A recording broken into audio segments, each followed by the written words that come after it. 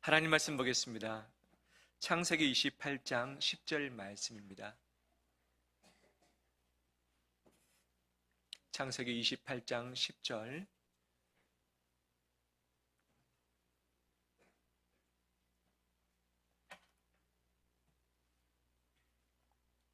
15절까지 한 절씩 교독합니다. 야곱이 브엘사바에서 떠나 하란으로 향하여 가더니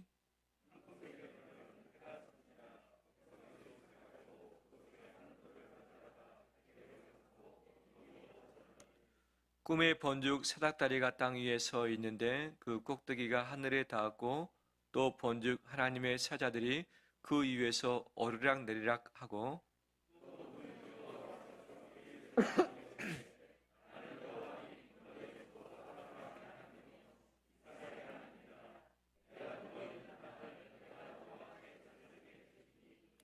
내 자손이 땅에 티끌같이 되어 내가 서쪽과 동쪽과 북쪽과 남쪽으로 퍼져 나갈지며 땅의 모든 족속이 너와 내 자손으로 말미암아 복을 받으리라.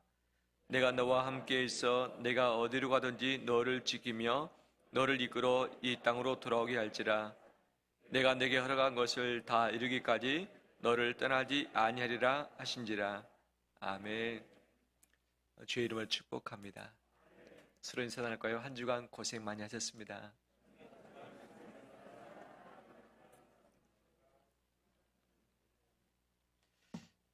한 주간 또 여러 가지 모양으로 수고하며 애쓴 우리 성도님들, 주일을 맞이해서 주의 이름을 찬양하기 위해서 이곳에 오셨는데 하나님이 기뻐하실 줄 믿습니다.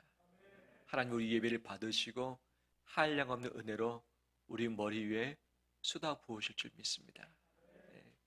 통로가 막히면 아무리 하나님이 부으셔도 받을 수 없죠.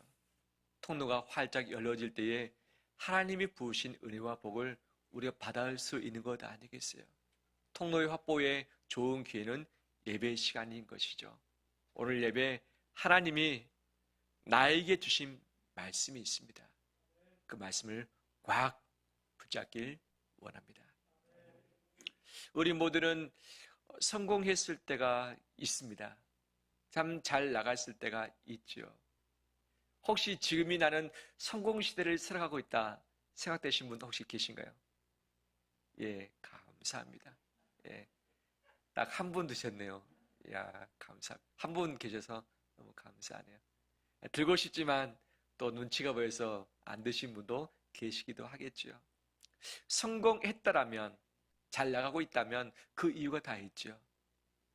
내가 열심히 뭔가를 했을 때 결과가 나오고 또 내 옆에 있는 주변 사람들이 나를 도와줘야 되고 또 이 시대가 그것을 허락해야만 가능한 거죠.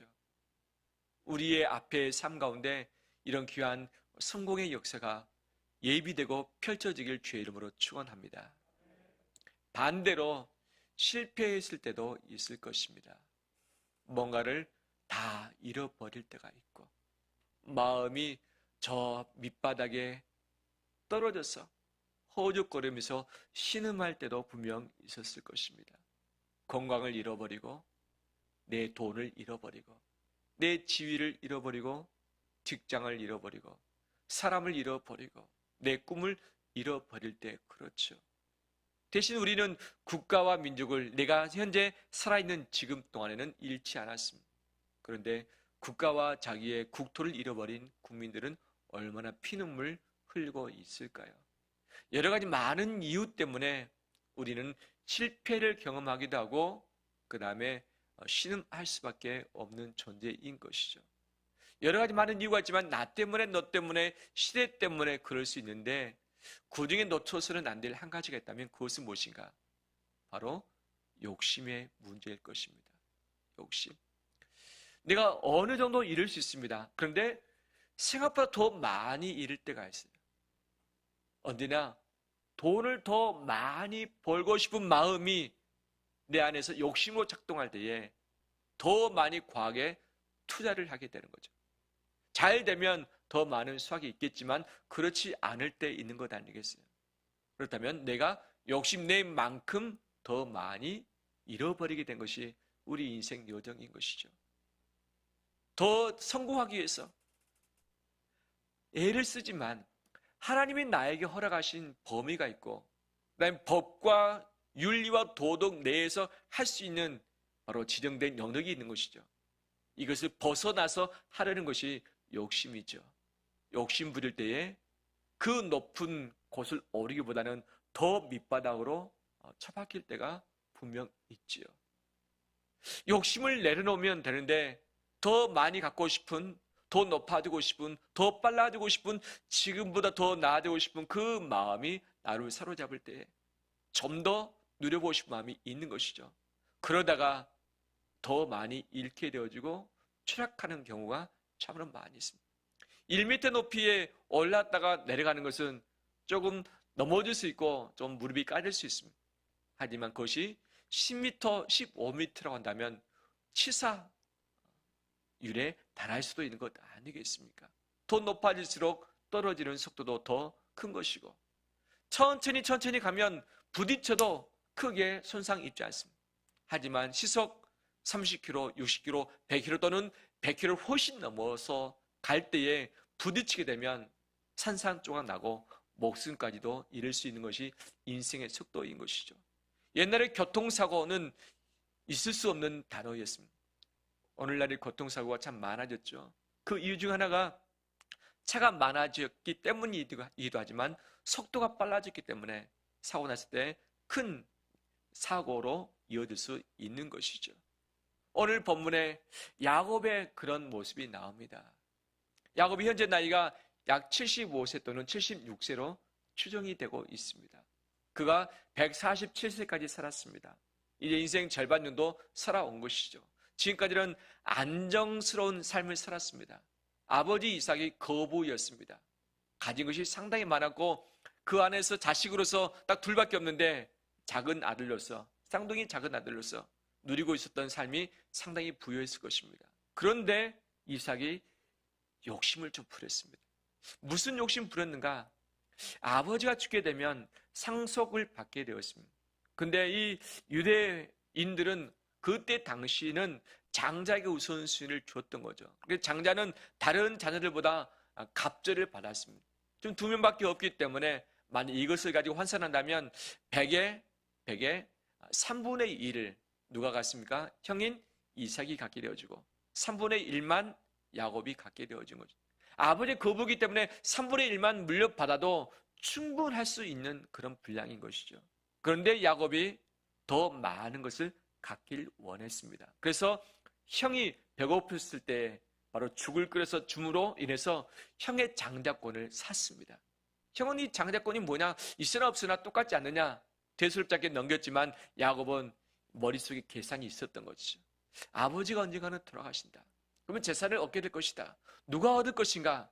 장자가 2 몫을 더 얻도록 되어 있기 때문에 현재보다도 더 배를 받기를 원했던 마음이 그 안에 작동했던 거죠. 그리고 나서 때가 왔습니다. 아버지가 눈이 어두워졌습니다. 내가 언제 죽을는지 알 수 없기 때문에 내가 축복기도 한다는 마음이 그 안에 들었습니다.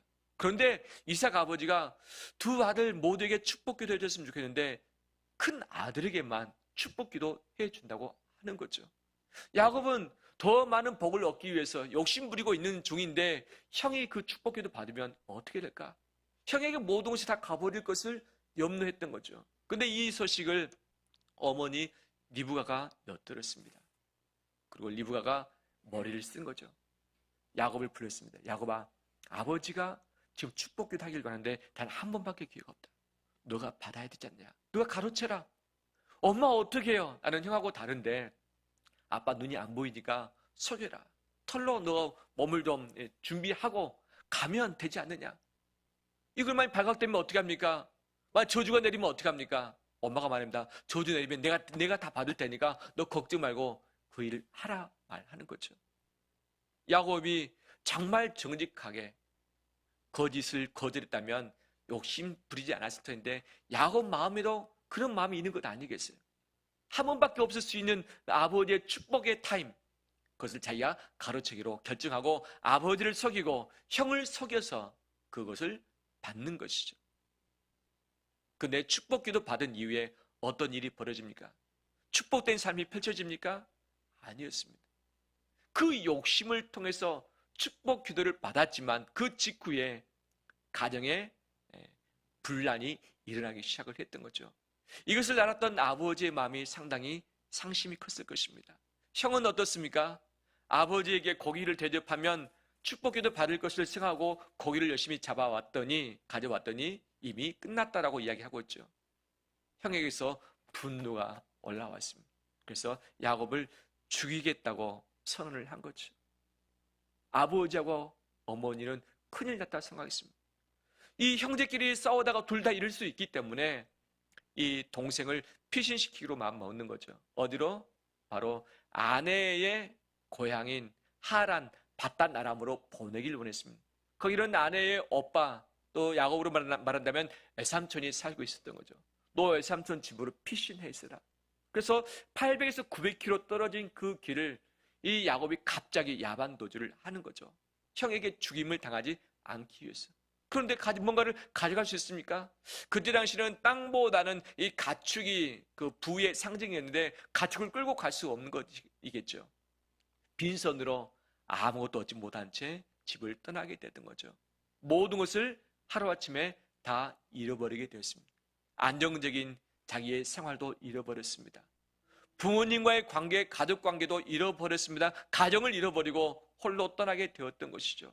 자기 인생 앞으로 몇 년 살지 모르겠지만 인생의 가능성이 창창하기보다는 완전히 쪼그라들고 말았던 것이죠.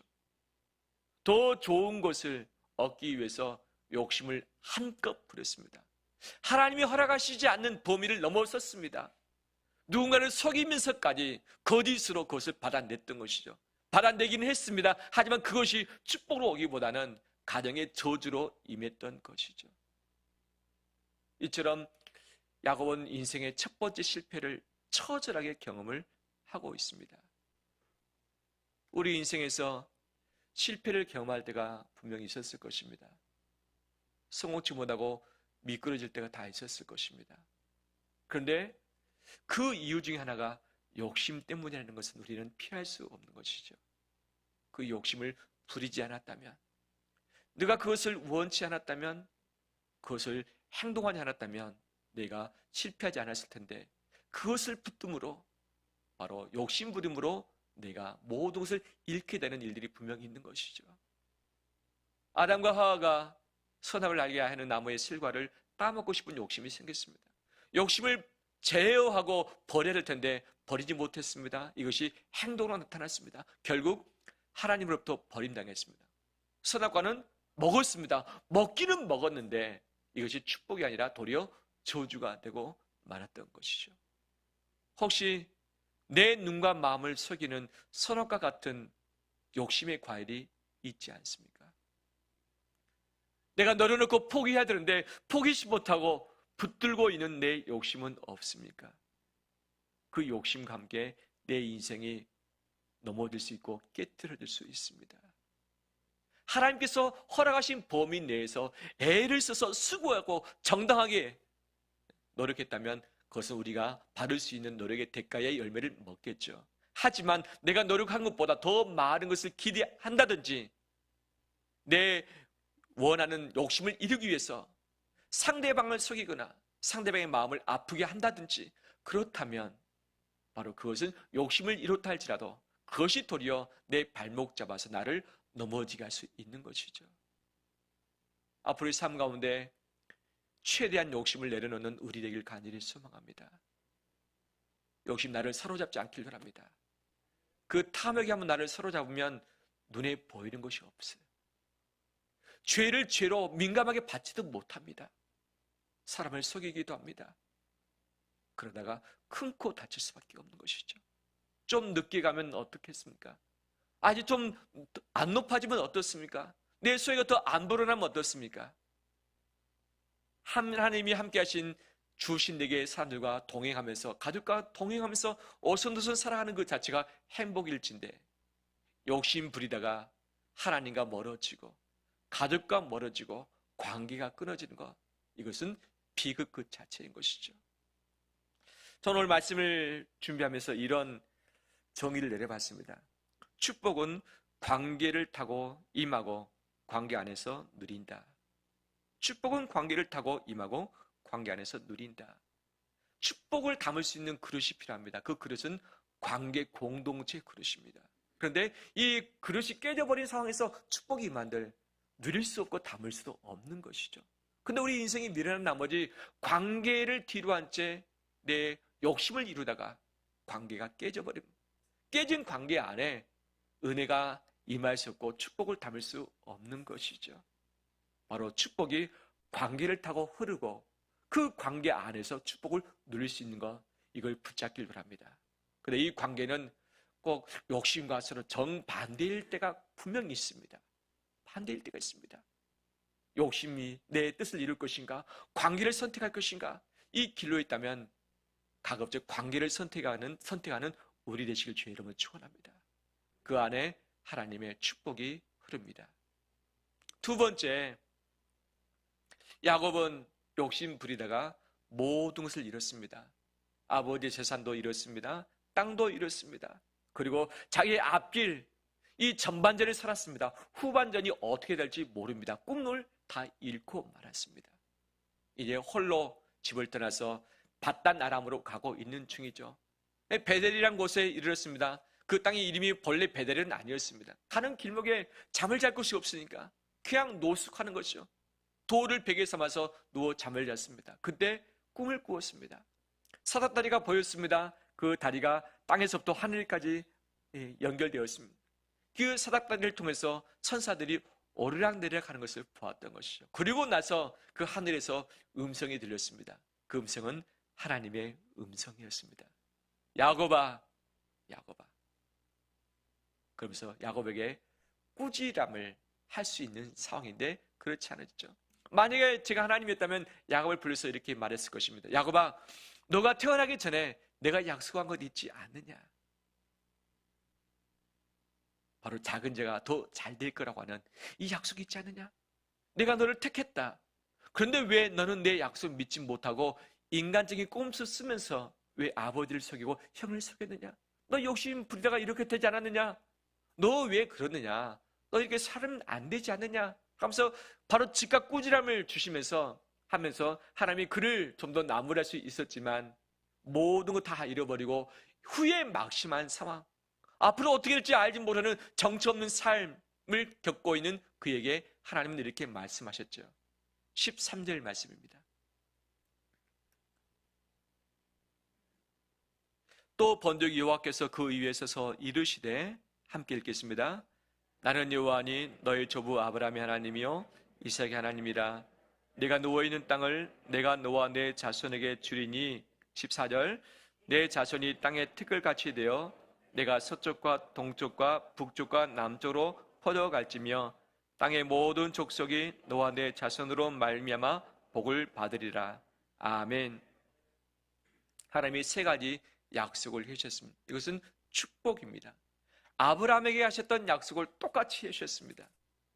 이 땅을 너와 내 자손에게 주리라. 근데 야곱은 지금 땅을 잃어버렸습니다. 아버지의 고향을 잃어버렸습니다. 언제 다시 가나안으로 돌아올지를 모릅니다. 땅을 잃어버렸는데 하나님은 그에게 땅을 주시겠다고 약속하셨습니다. 야곱은 가족을 잃었습니다. 가족을 잃었습니다. 형네에서는 40세 때 결혼했습니다. 야곱은 75세 되도록 아직 결혼을 하지 않고 있는 중입니다. 앞으로 결혼하게 될지 자식을 얻게 될지 아직 모르는 상황입니다. 그런데 하나님은 두 번째, 바로 너에게 자식들을 주겠다, 자손을 주겠다. 땅에 무엇같이 티끌처럼 수많은 자손을 바로 너에게 주겠다고 약속을 해주시죠. 세 번째, 야곱은 축복을 붙들었습니다. 복을 붙들었습니다. 그런데 이 복은 누가 붙든 겁니까? 야곱이 붙든 겁니다. 속여서 붙들었던 겁니다. 그런데 하나님은 이제 너는 복을 붙들 사람이 아니다. 너와 내 자손을 통해서 주변에 있는 땅의 모든 사람이 복을 얻게 될 것이다. 너는 복을 붙들 사람이 아니라 복을 나눠주는 사람이 되라. 라고 하면서 세 가지의 바로 축복을, 언약을 해주셨던 것이죠. 할렐루야. 야곱 인생 욕심 한껏 부렸습니다. 땅을 위해서, 또 다른 재산을 위해서 부렸지만 모든 것을 잃었습니다. 모든 것을 잃고서 홀로 된 그 야곱에게 하나님은 오시사 하나님이 챙겨주신 땅과 하나님이 챙겨주신 자손과 하나님이 챙겨주신 복을 누리라고 말씀하시는 것이죠. 이 복과 은혜가 우리 성도들에게 임하길 간절히 소망합니다. 욕심 부렸을 때는 잃어버렸지만 모든 것을 잃어버렸을 때 하나님은 그에게 하나님의 것으로 치워주셨던 것이죠. 하나님 것은 영원합니다. 그 어떤 누구도 뺏어갈 수 없습니다. 잃어버릴 수 없는 것이죠. 이런 은혜가 임하길 간절히 원합니다. 저는 이 복과 은혜가 있지만 이것보다 더 큰 복이 있었다는 것을 강조하고 싶습니다. 뭐냐? 다 잃어버렸지만 새롭게 얻은 것이 있습니다. 하나님의 세 가지 복이 아니라 하나님을 개인적으로 만난 복입니다. 그는 하나님을 섬겼던 자였습니다. 그의 나이 15살까지 아브라함이 살아있었습니다. 믿음의 조상 아브라함이 할아버지 돼서 얼마나 가족들에게 믿음을 가르쳤을 것이겠습니까? 아버지 이삭의 신앙이 참 좋았습니다. 나이가 들어서 좀 총명함이 떨어지고 영적으로 좀 둔함이 있었지만 그래도 아버지도 참 귀한 분이었던 것이죠. 그 안에서 살아남던 야곱이 분명 신앙생활을 했을 것입니다. 그런데 하나님과의 개인적인 1:1 만남은 그 전에 없었던 것으로 보여집니다. 그런데 다 잃어버렸습니다. 가족 잃어버렸습니다. 인생 미래 잃어버렸습니다. 재산 다 잃어버렸습니다. 그런데 바로 그때에 하나님을 찾게 되었던 것이죠. 하나님을 만나게 됐던 것이죠. 이것이 야곱의 인생을 완전히 바꾸는 터닝 포인트가 되었습니다. 할렐루야. 모든 것을 다 잃더라도 함께 하신 하나님을 잃지 않는다면 일어설 기회가 있습니다. 다시 힘을 낼 기회가 우리에게 있습니다. 그 하나님과의 만남이 이미 우리에게 선물로 주어진 줄 믿습니다. 그 만남은 영원한 만남입니다. 하나님은 야곱에게 이렇게 약속하십니다. 14절 말씀 함께 고백함을 읽겠습니다. 15절입니다. 15절 시작. 내가 너와 함께 있어 내가 어디로 가든지 너를 지키며 너를 이끌어 이 땅으로 돌아오게 할지라. 내가 내게 허락한 것을 다 이루기까지 너를 떠나지 아니하리라 하신지라. 아멘. 내가 너와 함께 있겠다 약속하시죠. 야곱은 지금 함께 있는 사람이 없습니다. 75년 동안 함께 살았던 부모님을 떠났습니다. 형을 떠났습니다. 그와 함께한 자가 없습니다. 그렇지만 하나님은 내가 너와 함께 있겠다고 약속하십니다. 사람은 떠날 수밖에 없는 존재입니다. 떠나보낼 수밖에 없는 존재이기도 하죠. 아무리 사랑해도 리브가가 야곱을 정말 사랑했습니다. 야곱도 엄마를 더 사랑했던 것이죠. 그렇지만 어쩔 수 없이 떠나보낼 수밖에 없었습니다. 형 에서와의 관계는 어떻습니까? 원수 되어서 그냥 단절될 수밖에 없는 인간관계죠. 미움이 있어도 떠나게 되어지고 사랑이 있어도 떠날 수밖에 없는 것이 인간인지요. 나중에 이삭은 나이 들어서 이제 이 세상을 떠나게 되는데 나이가 들어서 떠날 수 있는 것이죠. 모두가 다 떠날 수밖에 없는 인생이지만 하나님만큼은 떠나지 않고 함께 하겠다고 약속해 주셨습니다. 우리 인생 여정 가운데 사랑할지라도 떠나보내야 되고 정말 문제가 있어도 떠나보낼 수밖에 없는 인생이지만 함께 계시는 그 하나님은 떠나지 않는다는 이 사실을 꼭 붙잡고 나가는 우리 되길 간절히 소망합니다. 그 하나님이 약속한 것을 다 이루기까지 너를 떠나지 아니하리라 말씀하시는데 야곱이 147세까지 살았습니다. 나중에 가나안으로 왔습니다. 근데 가나안 땅에 또 살지 못합니다. 사정이 있어서 요셉으로 말미암아 또 애굽 땅에 또 갑니다. 그의 말년을 그곳에서 보내게 되는 것이죠. 정말 간절히 원했던 이곳이었지만 하지만 죽음 이후에 하나님은 그의 시선을 다시 가나안 땅으로 가지고 오기 위해서 가나안 땅의 장사까지 다 지내주었던 것이죠. 그가 죽은 이후에 장례까지도 책임졌던 것이 하나님의 신실함이었던 것이죠. 하나님은 75세 때 나타나시사 만나 주셨고 약속해 주셨고 그의 앞에 그 기간 72년을 더 살게 되는데 그 기간도 하루도 빠짐없이 동행하셨고 그 모든 세 가지 약속을 이루시기까지 하나님은 떠나지 아니하셨습니다. 그 하나님과 동행하며 나가는 우리 되시길 주의 이름으로 축원합니다. 말씀을 마무리합니다. 모두가 다 떠날 수밖에 없고 모든 사람을 잃을 수밖에 없는 것이 우리 인간의 마지막 모습인 것은 우리가 간과치는 못합니다. 그런데 생각보다도 빨리 떠나게 되는 때가 있는데 그때는 욕심 부릴 때인 것이죠. 욕심 부리다가 다른 것도 잃지만 더 소중한 관계를 잃어버릴 때가 참 많이 있습니다. 욕심 때문에 관계를 잃지 않는 우리 되길 바랍니다. 내 욕심을 포기하고 내 뜻을 포기한다 할지라도 관계만큼은 꼭 붙잡고 나가는 우리 되길 원합니다. 하나님과 관계, 가족과의 관계, 성도와의 관계, 이웃과의 관계가 그런 것이죠. 하나님의 축복은 관계를 통해서 흐릅니다. 관계를 통해서 복이 흘러가기 시작하는 것이죠. 우리가 복의 통로가 돼서 하나님의 복을 나누는 우리 되실 간절히 소망합니다. 이미 우리는 하나님과 만났습니다. 더 깊은 만남이 있길 원합니다. 인격적인 1:1의 관계가 우리 안에 펼쳐지길 바랍니다. 그분과 동행하면 어디 가든지 두려움을 이길 수 있습니다. 누구를 만나든지 그것을 감당할 수 있습니다. 어떤 일을 만나든지 해측할 수 있습니다. 우리 미래에 하나님이 예비하셨습니다. 주와 동행함으로 어딜 가든지 누구를 만나든지 어떤 일을 하든지 승리하는 우리 되길 것입니다. 그것을 믿음으로 바라보는 우리에게 간절히 원합니다. 더 나아가서 이미 내가 만났던 하나님, 아직 하나님을 만나지 못한 그 심령들을 하나님을 만날 수 있도록 추순해주는 우리 되기를 원합니다. 사람이 다 가졌을 때는 잘 안 보입니다. 잘 안 보입니다. 다 가졌을 때는, 교만할 때는 잘 안 들립니다. 밑바닥에 우리 인생이 처박힐 때에 바닥에 있는 들풀을 보게 되어지고 땅을 보게 되는 것이죠. 다 잃어버리고 의지할 것도 없을 때 뭔가가 소리가 들려오기 시작한 것이죠. 왜 하나님은 75세 되기까지 야곱에게 아무런 말씀하지 않으셨을까? 아마 하나님께서 말씀하려고 할지라도 이미 다 가지고 마음의 욕심의 꼼수가 있는 상황에서 말씀하셔도 듣지 않을 것이 뻔했기 때문에 말씀하지 않고 기다리셨던 것이죠. 그 눈이 저 밑에 밑바닥을 헤매고 있을 때, 모든 교만이 다 꺾어질 때에 뭔가가 들려지고 뭔가가 보여지기 시작할 때 하나님은 그에게 보여주시고 들려주셨습니다. 이것이 복이지 않겠습니까? 우리 눈이 높은 데 있지 않고 낮은 데 있길 바랍니다. 내 귀가 하나님의 음성, 우리 가족 주변의 음성을 들어주길 간절히 원합니다. 바로 이 소통을 통해서 하나님은 복이 흐르게 하실 것입니다. 우리 성도들 통해서, 우리 교회를 통해서 이 시대 가운데 복이 흐르길 주의 이름으로 축원합니다.